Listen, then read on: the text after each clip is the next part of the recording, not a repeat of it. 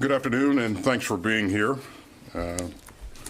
It's been a busy time for all of us in this department, a proud one, and a solemn one, too. We have concluded our historic evacuation operation and ended the last mission of the U.S. war in Afghanistan. America's longest war has come to a close. Now, both as secretary and as a veteran of our Afghan war, my thoughts have been with the brave Americans who stood up to serve after al-Qaeda attacked us on September 11, 2001. And my heart is with their families and loved ones, and with our friends and allies, and with our fellow citizens whose lives were lost or changed forever over 20 years of war. We remember 2,461 American service members and personnel who paid the ultimate price in this war, and more than 20,000 wounded Americans, some still carrying the scars that you can't see on the outside. We also remember the thousands of American contractors who lost their lives, and hundreds of our allies and partners from NATO and beyond, and tens of thousands of Afghan soldiers and police officers, and tens of thousands more Afghan civilians. Now, we have just concluded the largest air evacuation of civilians in American history. It was heroic. It was historic. And I hope that all Americans will unite to thank our service members for their courage and their compassion. They were operating in an immensely dangerous and dynamic environment. But our troops were tireless, fearless, and selfless. Our commanders never flinched, and our allies and partners were extraordinary. The United States evacuated some 6,000 American citizens and a total of more than 124,000 civilians. And we did it all in the midst of a pandemic and in the face of grave and growing threats. I am incredibly proud of those who made it happen, and they made it happen with grit and skill and humanity. Our outstanding men and women showed steady judgment under crushing pressure, including some very young service members who summoned up exceptional courage at close quarters. They ran an international airport. They sped up visas. They fed the hungry. They comforted the desperate. And they got plane after plane after plane into the sky. Our forces risked their own lives to save the lives of others. And 13 of our very best paid the ultimate price. And many of them were too young to personally remember the 9/11 attacks. The United States military will always honor their heroism. We mourn with their families, and we owe them support through the days and years ahead.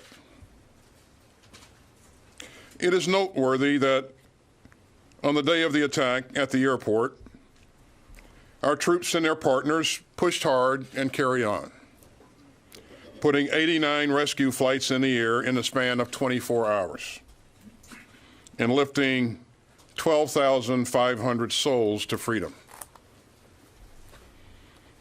It has been an enormous achievement, not just by the U.S. military, but also by the militaries of our allies and partners, and of course, by our teammates at the State Department. Now, the war is over, and we're entering a new chapter, one in where our diplomats and our interagency partners take the lead. We're part of an urgent team effort to move Afghan evacuees out of temporary housing in intermediate staging bases in the Gulf and in Europe and on to begin new lives. And I'll be traveling to the Gulf next week to thank our partners there who have done so much to help save and shelter Afghan civilians. Now, some of those brave Afghans will be coming to make new lives with their families in America after careful screening and security vetting run by our interagency partners. We're temporarily sheltering some of these evacuees at military facilities here at home. And I'm proud of the way that our military communities have welcomed them. Some of these courageous Afghans fought alongside us. And they and their families have more than earned their places in the land of the free and the home of the brave. And welcoming these Afghans isn't just about what they've done, it's about who we are. Now, as one mission ends, others must go on. And even during our Afghan retrograde, this department was racing to help victims of natural disasters at home and abroad, and we still are. We've been driving to end the pandemic,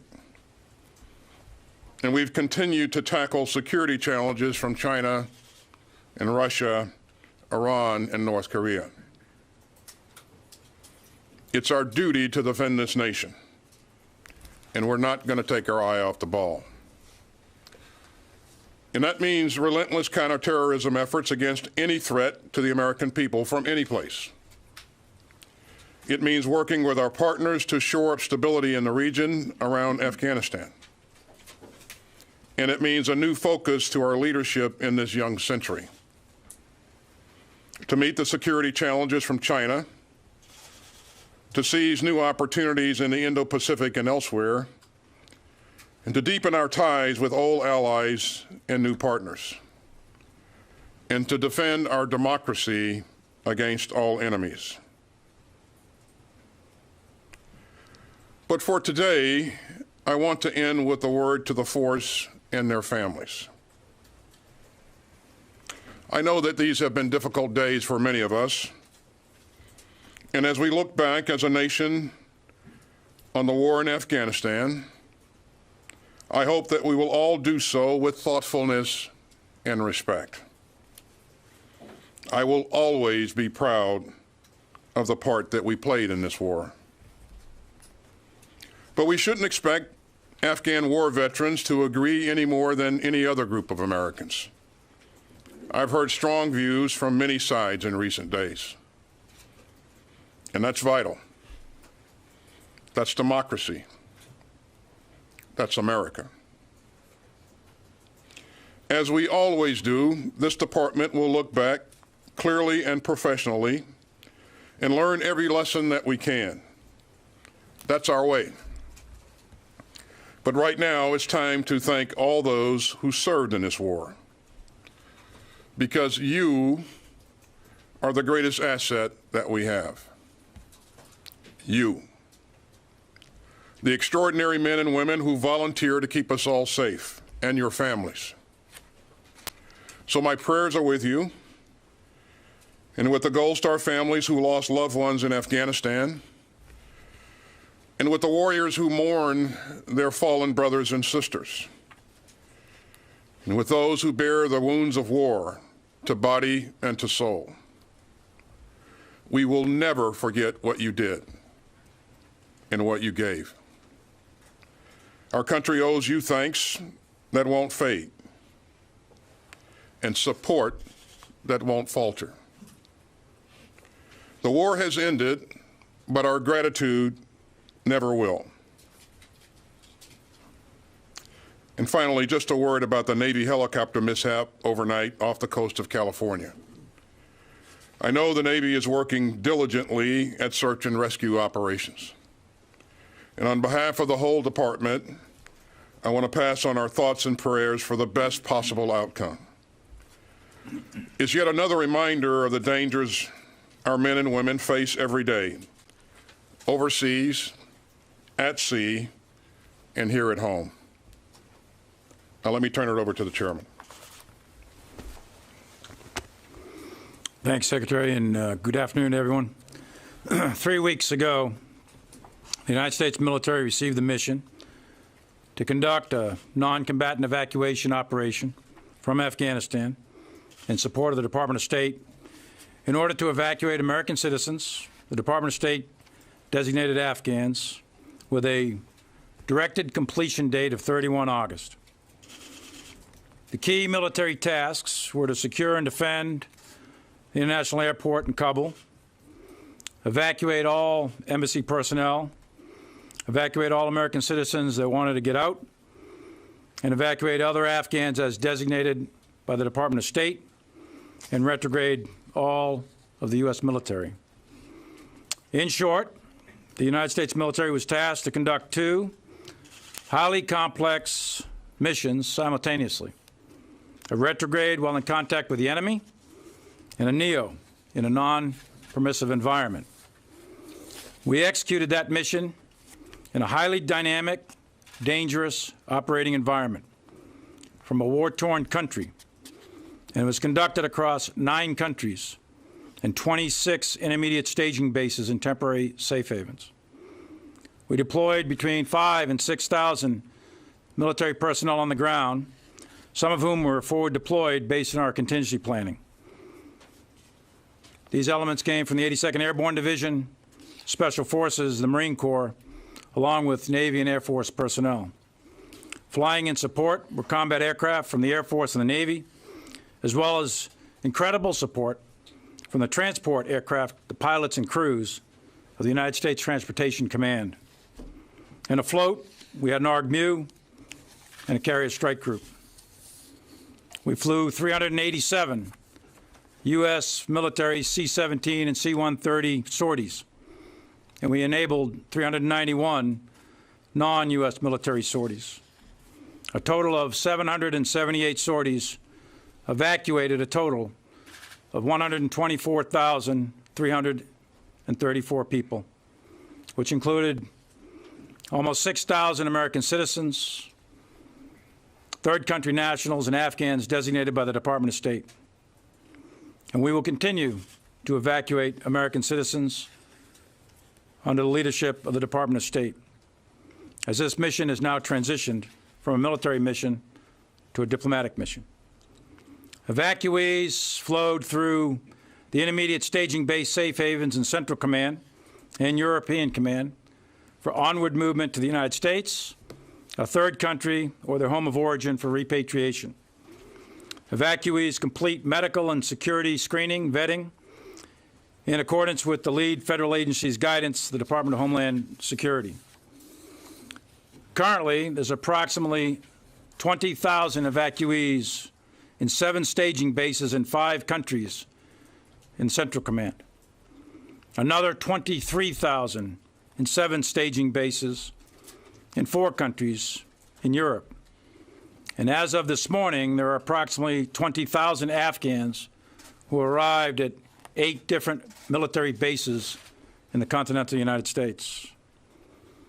This mission cost 11 Marines, 1 soldier, and 1 Navy corpsman their lives, and 22 others were wounded in action.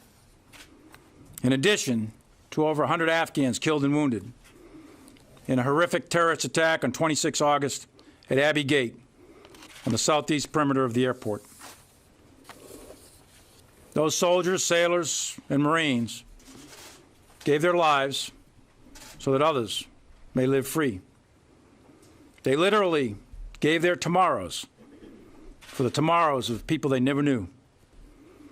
Those 124,000, they never knew the 13 who died, and they will never know the 22 who were wounded, nor the thousands of dead and thousands of wounded who came before them. But they will now live in freedom because of American blood shed on their behalf. Nearly 2 decades have passed since that horrible, dark September day in our nation's history when 2,977 innocent lives were murdered. Since then, the men and women of the United States military and our interagency partners have fought tirelessly to defeat terrorists in Afghanistan and around the world, both at home and abroad. Their talent, their efforts have carried this fight day and night. In Afghanistan, our mission, our military mission, has now come to an end. And we're going to learn from this experience as a military. How we got to this moment in Afghanistan will be analyzed and studied for years to come. And we in the military will approach this with humility, transparency, and candor. There are many tactical, operational, and strategic lessons to be learned. 800,000 of us in uniform served in Afghanistan over the last 20 years. Our nation spent over $1 trillion. And most importantly, 2,461 soldiers, sailors, airmen, and Marines gave the last full measure of devotion, while 20,691 were wounded, and untold thousands of others suffer with the invisible wounds of war as we close this chapter in our nation's history. And all of those casualties are alongside our allies and partners, and we should never forget that 60,000 Afghan national security forces gave their lives in the conduct of this war. Our counterterrorism efforts in Afghanistan and the region over 20 years has protected the American people from terrorist attack, and the men and women and children who were just evacuated will ultimately be the legacy to prove the value of our sacrifice. For the past 20 years, there's not been a major attack on our homeland. And it is now our mission to ensure that we continue our intelligence efforts, continue our counterterrorism efforts, continue our military efforts to protect the American people for the next 20 years. And we in the American military are committed to do just that. For those of us in uniform who served in Afghanistan, for our families who have suffered and sacrificed along our side, for those who have supported us, these have been incredibly emotional and trying days, and indeed years. We are all conflicted with feelings of pain and anger, sorrow and sadness, combined with pride and resilience. There are no words that I or the Secretary or the President or anyone else will ever do to bring the dead back, but we can always honor them. And one thing I am certain of, for any soldier, sailor, airman, or Marine and their family, your service mattered, and it was not in vain. Thank you. Okay, I think we have enough time for a few questions, and we'll start with you, Bob. Thank you, Mr. Secretary. Looking ahead in Afghanistan, question for both of you, please. Given the experience of the past couple of weeks at the Kabul airport, where U.S. commanders were coordinating or at least communicating daily with Taliban commanders, to an effect that General McKenzie himself said was at times very helpful. And also, I know, General Milley, in your case, you last year had face-to-face meetings with Taliban leaders, at least on a couple of occasions. I'm wondering what you think these experiences say about the prospect for a United States relationship with the Taliban, to include the possibility of any kind of coordination in counterterrorism operations against ISIS-K in Afghanistan. Well, Bob, first of all, let me applaud the initiative of our commanders on the ground who would stop at nothing to accomplish the mission that they were provided of evacuating as many American citizens, third country nationals, and SIV applicants as possible. We were focused on, we were working with the Taliban on a very narrow set of issues. And it was just that, to get as many people out as we possibly could. And so I would not leap to, I would not make any leaps of logic to, a broader, to broader issues.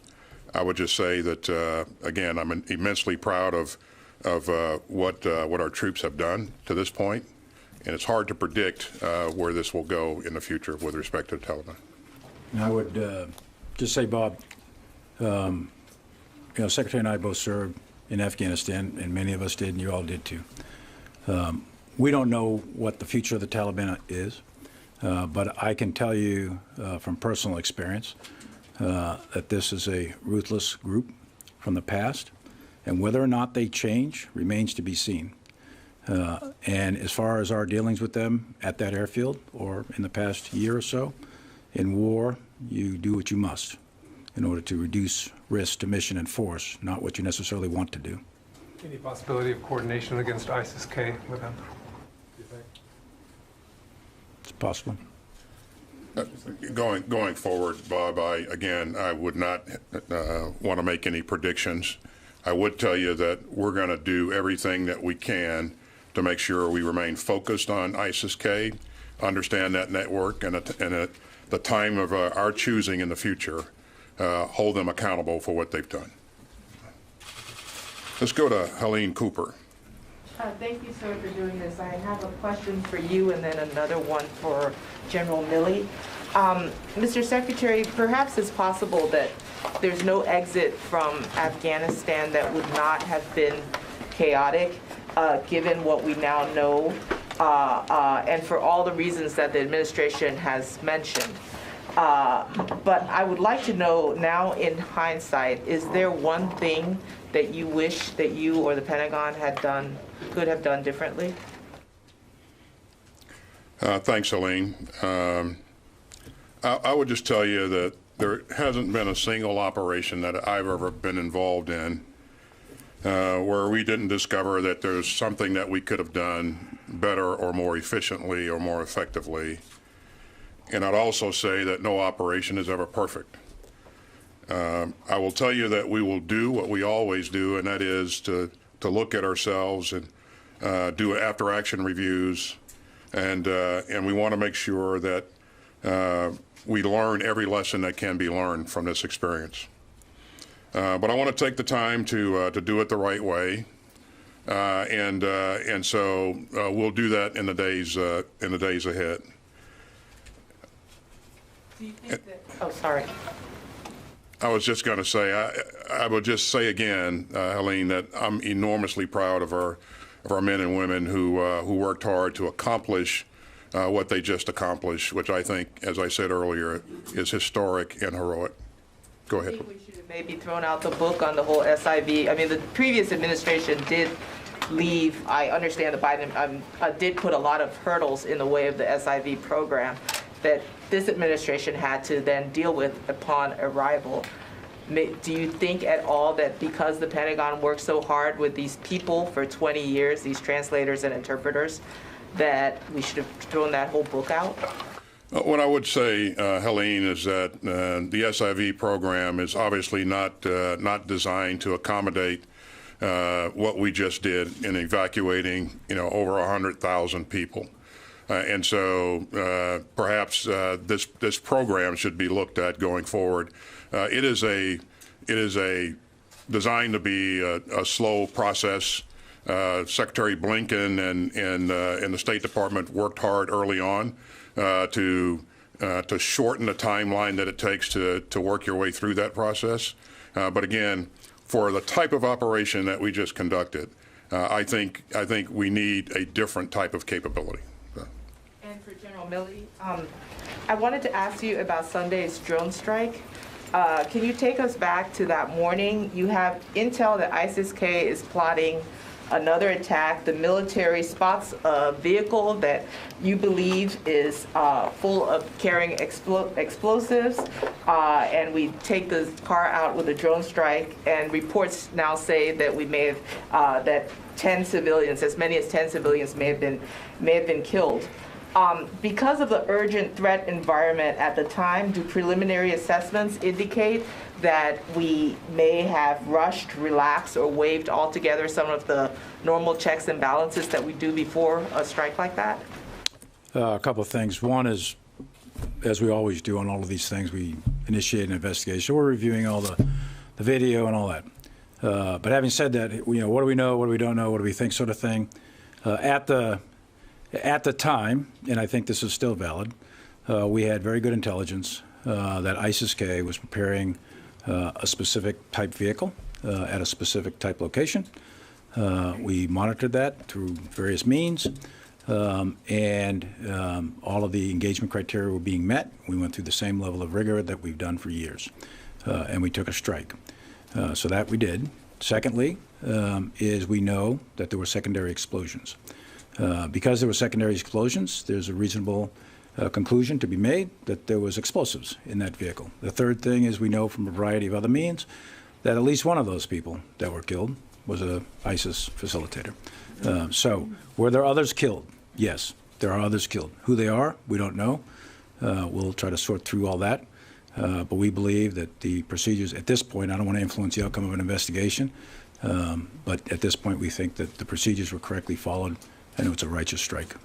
So we've got time for one more question, and we'll go to Barb for the last question. Thank you, Chair. While your messages today from both of you, your messages of compassion and gratitude are certainly understood, in the last several days, both of you at multiple times have issued these kinds of messages and statements. And what I'm curious about is, what do you see in the country, with troops, with veterans, that makes you feel, it's a rare thing, that makes you feel these messages must continue, and you have put out so many in the last few days? And General Milley, I was very struck you used the words pain and anger, and that you understood that was out there. So as a combat veteran yourself of Afghanistan, can you help people understand that? Where does your pain and anger come from? If you could both answer your views on this. I would start by saying, Barb, that this is the longest war in our history. And so there have been a couple of generations that have participated in this war. And as we've gone about, I've gotten input and reactions that are from all sides of this issue. And as I said in my opening statement, that's to be expected. And of course, I respect that. And I think we have to provide ourselves the time and space to adequately deal with everything that our veterans have been through. And we will work through those issues. And the system will be there to support our veterans as we work through those issues. I just think, again, we need to respect each other's views and be supportive of each other. And one thing I would say, Barb, is that people will process this differently. And for those who think they need help, please seek help. We're there for you. And as I said, you heard me say a number of times before, mental health is health, period. And so this will take time to work for people to work their way through. There are varying opinions on each side of the aisle, and that's to be expected and respected. So. Can you both assure? There was a question for General. So, Barbara, you asked me where my pain and anger comes from. I have all those same emotions, and I'm sure the Secretary does, and anyone who served. And I commanded troops, and I wasn't born a four-star general. I have walked the patrols and been blown up and shot at and RPG'd and everything else. My pain and anger comes from the same as the grieving families, the same as those soldiers that are on the ground. Last night I visited the wounded up in Walter Reed. This is tough stuff. War is hard. It's vicious. It's brutal. It's unforgiving. And yes, we all have pain and anger. And when we see what has unfolded over the last 20 years and over the last 20 days, that creates pain and anger. And mine comes from 242 of my soldiers killed in action over 20 years in Iraq and Afghanistan. So yeah, I have that, but I'm a professional soldier. I'm going to contain my pain and anger and continue to execute my mission. Thank you very much, ladies and gentlemen. Thanks. We have to go. We have to go, guys. Thanks, guys. Be sent back to Afghanistan. General Milley, as someone that served in the military and trained with Afghans,